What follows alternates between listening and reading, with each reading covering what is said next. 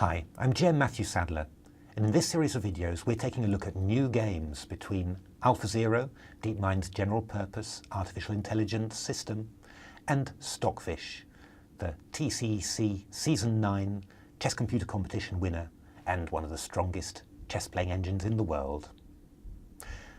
In this game we're going to take a look at a game in the Leningrad Dutch. A very, very dodgy opening. It's actually an opening that I played once I stopped as a professional. And I talked to another expert in that opening, and I told him I'd taken it up after giving up chess. And he said, yes, you're ready for that. I think what he meant by that was you won't mind losing too many games then.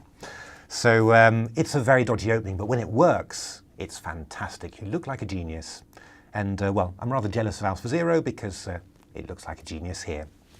Let's have a look at the game here. So it's d4, f5, knight f3, knight f6, and the standard moves of the Leningrad Dutch. This was another opening that was specified by the TCEC openings book, and the last move stipulated was rook b1. Now the thing that impressed me the most here was that AlphaZero played this in a very idiomatic, thematic way, and that's not obvious because this position is already strange and the moves are a little bit odd as well. But it played a5 and knight a6, very typical moves here.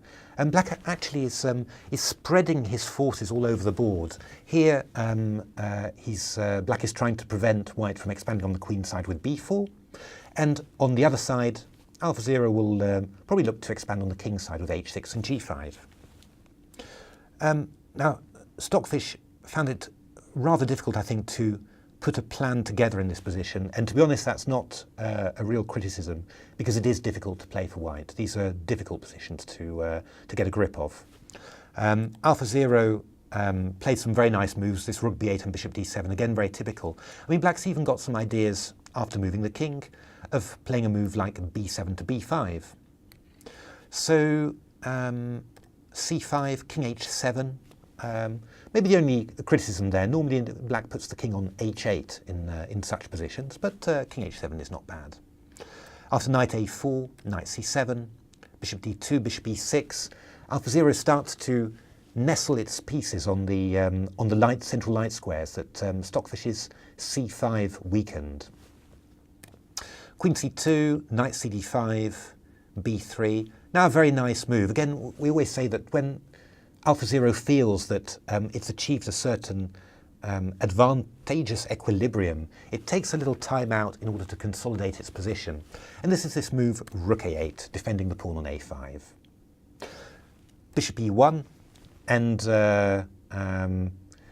yeah, this is a very typical moment in the Leningrad Dutch. The moment where, as a player, you feel that everything is going right. And actually showed this opening to my co-author in Game Changer, Natasha, and she loved this opening because she loves throwing her pieces forward at the opponent.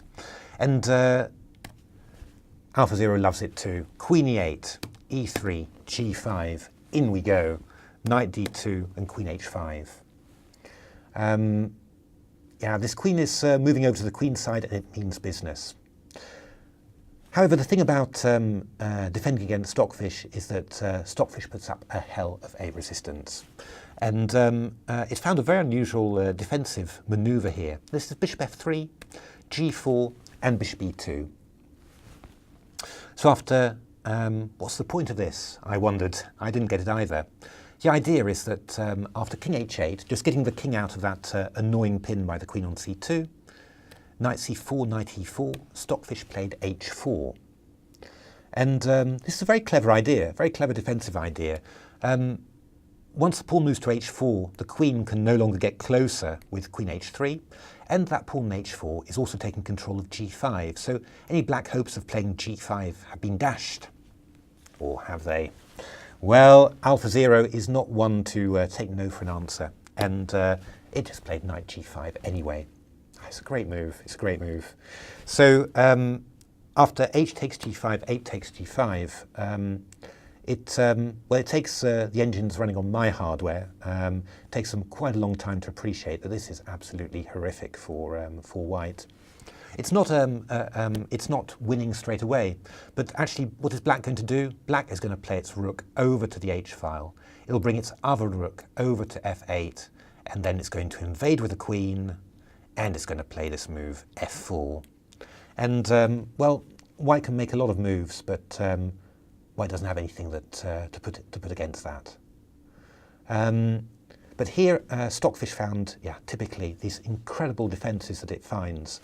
Really quite amazing. And, well, I didn't have a clue what it was doing. I thought this was suicidal. Takes, f4, and then this incredible move, rook d2. And all of a sudden, you might think that black has a big problem, because this rook is coming over to the h file and pinning the queen on h5 to the king on h8. And this is the second beautiful part. AlphaZero sacrificed a piece already. Now we're going to get the queen. Rook h2. This is what you'd expect from Stockfish, but actually AlphaZero was intending this move. f2 check, king h1, queen takes h2, king takes h2, and rook f6. And I suppose this is kind of what happened in the Najdorf game. Here, this row of pawns on e3 and f2 is cutting the white position in half. And black's just going to bring this rook to f8 and then give a check, and that white king is going to be completely stuck. I've analysed this with engines, and it's an absolute disaster. So Stockfish wouldn't be Stockfish if it didn't find another miraculous idea. And it was this idea, knight e3, and rook h2. So by capturing that pawn on e3, this move f3, f2 is stopped completely. And all of a sudden it looks like white's found the key to win this game, because after knight c2, rook takes h5 check, king g8, rook c2. Well, white's simply a piece up. End of story, you might think. But there's this incredible move, really incredible move, which is bishop h3. What is the idea? Well, first of all, just imagine that if white moved the queen, then black can simply take on f1. No more pin on the king and queen, and black's simply a piece up. If white plays the obvious rook takes h3, which was played in the game, then queen takes h3. What's actually happened here is that, tactically speaking, the queen is taking the rook on h3 rather than h2, which means that when black recaptures the queen, white's own queen is still hanging, and after rook c2, we reach this position. Now this is maybe the slightly distressing thing about playing such a strong opponent as Stockfish, is that Stockfish never falls into a mate. It never allows a glorious sacrificial finish. It always finds the absolute best way to resist. And here it's managed to struggle on to an ending in which black has, in which it has actually two pieces for the rook, but black has a lot of pawns. That looks like 3 to me. And I was discussing this position with my co-author of Game Changer, Natasha, and she said to me, I think it's a very good point, but why on earth is this position good for black? Why are you so keen on it? Doesn't white have 2 pieces for a rook, which is normally a very good thing? And it is true, but the key thing about that you need for minor pieces is outposts, and especially the key thing that you need for a knight is a central outpost. And if you look at this position, there is absolutely nowhere for that knight to go. And without that, especially with this massive central pawns on d6 and e7, these minor pieces are not going to be able to survive for long. Now what you notice is that Stockfish really gives it a go, tries to put the bishop onto e6, hold back those pawns. But yeah, I like AlphaZero's technique here very much. It's really the classical technique. What they always say is that the important thing is that you can actually give up a pawn, for example, one of your extra pawns, in order to reduce the opponent's forces for resistance. And this is absolutely great. Rook e2. So get rid of that active white rook, and then we're going to gradually work at pushing back those white minor pieces. And those poor white minor pieces, they can't hold off against the rook. So I'll just show you a few more moves, because it's actually quite fun to watch. King f7, king e3, rook h1.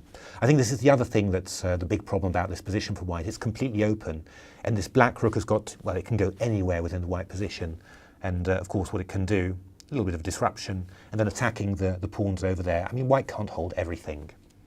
And after bishop d1, king e7, the king comes in, and you notice the knight struggling to hold anything at all. And after knight f7, g4, knight d6 check, king d4, white didn't last much further. a4, rook a2, king c5, and the first pawn fell, and black won a few moves later. What did I like about this game? Well, first of all, I'm very jealous because AlphaZero got to win with the Leningrad. It didn't even go through the pain of losing a terrible, appalling game, as I've done many times. But I think what I really liked about the game was how it seemed to feel the right way to play this opening, which I can tell you is extremely difficult to play. And of course, these glorious tactics, this 24 knight g5, let's put that one on the board again. 24 knight g5, just putting a knight on prise, giving a piece for a pawn away, and going for a long-term attack. And then this glorious bishop h3 tactic, which yeah, I mean, really quite outstanding. I don't think I've ever seen a tactic like it, to be honest. I'm sure that's going to go into all the tactics books in the future. And then, yeah, I liked very much. You know, that's just sort of professional player thing, but I liked the ending very much. You know, this idea of two pieces not being able to deal with a rook because they've got no strong outposts. You know, it's a very nice positional theme, and it was, well, exploited beautifully by AlphaZero. So, hope you enjoyed that. I hope there's some Dutch fans out there who are inspired to play the Leningrad again, and yeah, hope you enjoyed it.